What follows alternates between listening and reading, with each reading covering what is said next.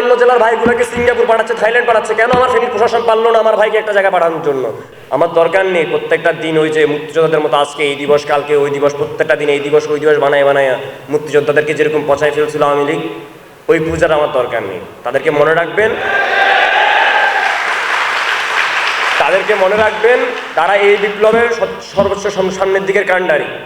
কেউ যখন পতাকা ধরে আগাইতে পারে নাই, কেউ যখন কথা বলার সাহস পায় নাই, তারা তাদের বুক মেলে দিয়ে আবু সাঈদের মতো করে তারা দাঁড়িয়েছিল। তারা দাঁড়িয়ে বলেছিল, আপোষটা সংগ্রাম, দালালি না রাজপথ। আমরা রাজপথের সেই সৈনিকদেরকে মনে রাখতে চাই। আমার পূজার দরকার নেই। আপনারা তাদের জন্য কাজ করবেন, আপনারা তাদের জন্য, তাদের উন্নয়নের জন্য, তাদের পরিবারবর্গের জন্য কাজ করুন।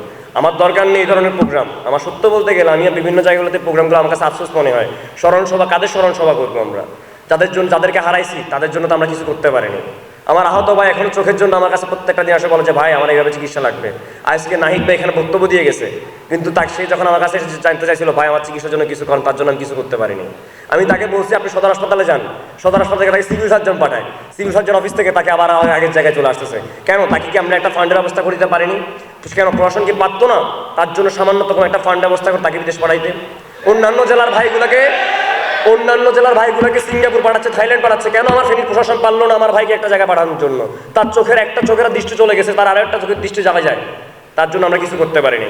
এটার ব্যর্থতা আমি নিজেই নিচ্ছি। আমি হয়তো আমি 22টা প্লেট খাইছি, আমার কিছু দরকার নেই। সত্য বলতে গেলে আমার আহতের তালিকায় যে তালিকা করা হয়েছে, সত্য বলতে আমি দেখছি অনেকেই নিজেদের নাম এন্ট্রি করা হয়েছে আহতের তালিকায়, কিন্তু সত্য একটা আমার রিকোয়েস্ট থাকবে, আমার ওই ধরনের আমার কিছু দরকার নেই। আপনি আহতদের চিকিৎসা করেন, ওই যে ফান্ড যদি কোনো কিছু আহতদের দেওয়া থাকে, কোনো সুযোগ সুবিধার দরকার নেই। আমরা সুযোগ সুবিধার জন্য আন্দোলন করতে যাই নাই। আমি জানতাম না 4 তারিখে যখন গুলি খেয়ে রামপুর রাস্তার মধ্যে পড়েছিলাম আমার গুলিবিদ্ধ শরীর নিয়ে, আমি জানতাম না 5 তারিখে সরকার চলে যাবে। আমার কোনো আশা ছিল না, কোনো ভরসা ছিল না। আমি আন্দোলন করছি, স্বৈরাচার সরানোর জন্য আন্দোলন করছি। সুতরাং আহতদের জন্য ফান্ড লাগবে না, তাদের চিকিৎসা দরকার তাদের চিকিৎসা দেন, যারা শহীদ হয়েছে তাদেরকে সম্মান দেন, যাদের শহীদ হয়েছে তাদের সম্মান, তাদের পরিবারবর্গের জন্য কী দরকার সেটা প্রয়োজন ব্যবস্থা করেন।